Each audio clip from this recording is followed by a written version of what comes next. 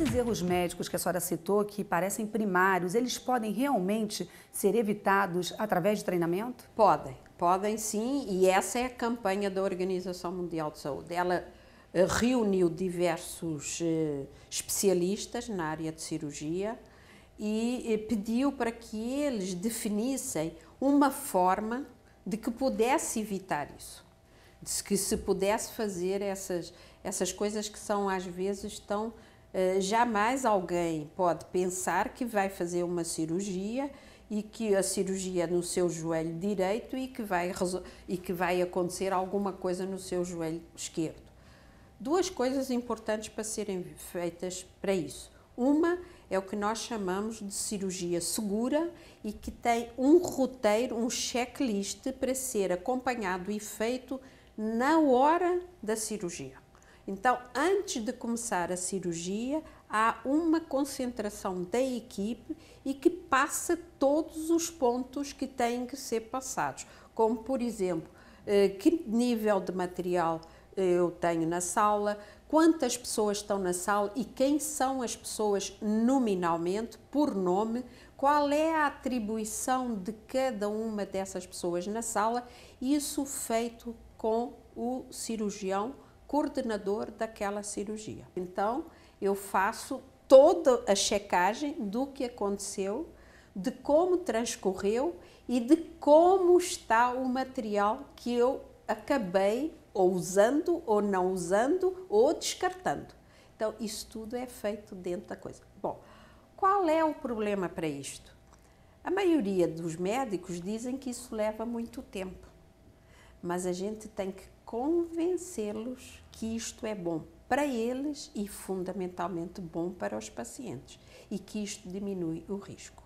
Certamente tem muitos que já fazem isso, que se convenceram que isto era importante, que têm uma definição de equipe cirúrgica e de equipe médica muito mais organizada e muito mais coordenada, e isso tem evitado algumas coisas desagradáveis, digamos assim, para não dizer graves, mas são sempre muito graves esses erros, tá? Então, isso é uma coisa. A outra coisa é ensinar o paciente que ele deve estar atento ao que acontece na sala cirúrgica e ao que acontece com ele e com o médico que vai fazer a cirurgia. Porque ele conhece o médico, ele sabe quem vai fazer, então ele tem que ter um diálogo, ou seja, todas essas campanhas, elas se baseiam muito na relação médico-paciente e na comunicação. A comunicação, hoje, a gente sabe que é a maior causa de erros. Então, a comunicação inadequada entre os profissionais de saúde pode também ser responsável por esses equívocos? Qualquer tipo de comunicação. A comunicação entre serviços, a comunicação em transferências, a comunicação, por exemplo, na passagem de exames de laboratório, por exemplo, por telefone. Às vezes você está com o paciente no leito, tem uma dificuldade e chama o médico assistente que está em casa, mas faz isso por telefone. E às vezes o que se passa por telefone também tem um padrão para se evitar erros, porque às vezes eu estou passando um medicamento que é 1 miligrama, mas eu entendo que é 10 e eu posso matar o paciente. Então essas questões são questões que a gente cada vez mais tem que se preocupar.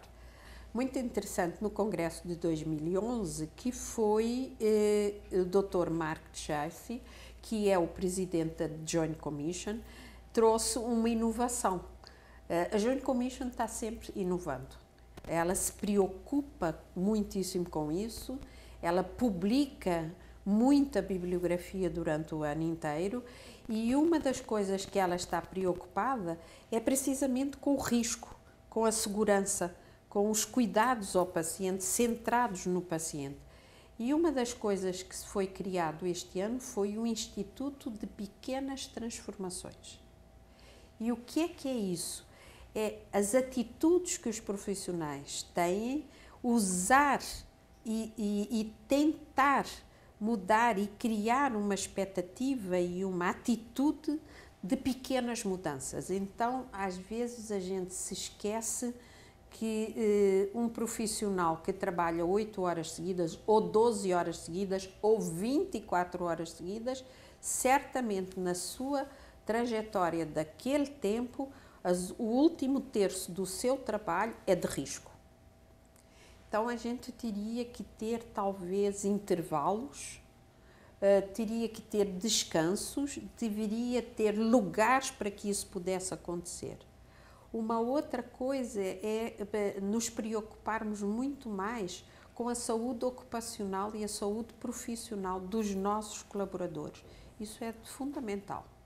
Ou seja, um colaborador ou um profissional que trabalha com muito mais satisfação, com muito mais compenetrado e com uma atitude proativa, ele certamente vai diminuir risco. Tá? E quando você transfere isso para toda a equipe, melhor, porque aí você consegue agregar colaboração e solidariedade, que é fundamental no serviço de saúde. A gente acha que não, que cada um pode trabalhar isoladamente. Na saúde não se pode trabalhar isoladamente. No início da nossa conversa, a senhora citou o manual de padrões. Todas essas informações fazem parte do manual? São colocadas no manual e, por exemplo, nas metas, nas campanhas da OMS, a Joint Commission definiu 6 metas, que ele chama de metas internacionais, para acompanhar as campanhas da Organização Mundial de Saúde. Uma das metas, que é, por exemplo, a meta dos medicamentos, a Joint Commission é a assessora preferencial da Organização Mundial de Saúde, porque são 2 coisas importantes. Uma eu já falei, que é a comunicação, que é realmente uma das grandes causas de erro, e a segunda é os medicamentos. E os medicamentos, 30% do orçamento de qualquer instituição de saúde vai para medicamentos. Portanto, ela tem vários aspectos importantes, complexos e que podem, e de risco, tá? Que podem levar a riscos bastante graves. Tá? 2 coisas importantes sobre a JCI e a acreditação no Brasil. A primeira é que o primeiro hospital acreditado fora dos Estados Unidos é brasileiro. Por outro lado, nós achamos que a JCI, mesmo às vezes ela não declarando isso publicamente ou diretamente, mas certamente nós temos trocado muitas informações e temos ajudado também na acreditação deles. Porquê? Primeiro, nós fazemos parte do comitê que prepara os padrões, que é um comitê formado por 16 pessoas do mundo inteiro, que se reúnem ou por conference call, ou uma vez às vezes por ano, ou entre o intervalo de 3 anos, que é o intervalo em que mudam os manuais. Então, a gente participa disso, temos um profissional, que é a doutora Ana Teresa, que faz parte desse comitê. Além do mais, nós participamos do Comitê de Acreditação Internacional da JCI, o Dr. Noronha faz parte desse comitê. Portanto, a gente acha que eles nos consideram e têm demonstrado isso. No Congresso de 2011, eles foram muito enfáticos em que nós deveríamos começar a publicar os nossos trabalhos de bom desempenho, porque isso cria toda uma expectativa e cria, além disso, uma entourage científica, tá?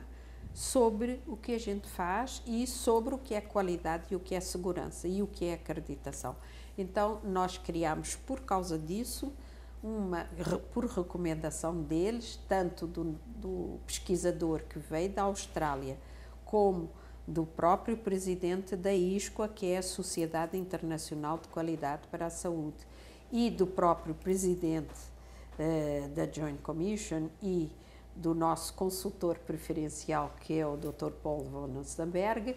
Eles insistiram muito e nós criamos uma revista técnico-científica online somente para trabalhos científicos. Já saiu o primeiro número, já está no ar, é uma revista pública é uma revista grátis e que está destinada a que toda a área técnica e científica possa se informar cada vez melhor sobre não só exemplos de bom desempenho, sobre a história da acreditação e sobre o desenvolvimento da acreditação no Brasil. Ela está disponível no site do CNA? Está disponível no site. A revista, então, é um espaço de compartilhamento de informações? Certamente, nós compartilhamos até porque o nosso acordo é de acreditação conjunta. Nós somos representantes exclusivos da JCI no Brasil e temos esse acordo. Então, é um compartilhamento de ideias, de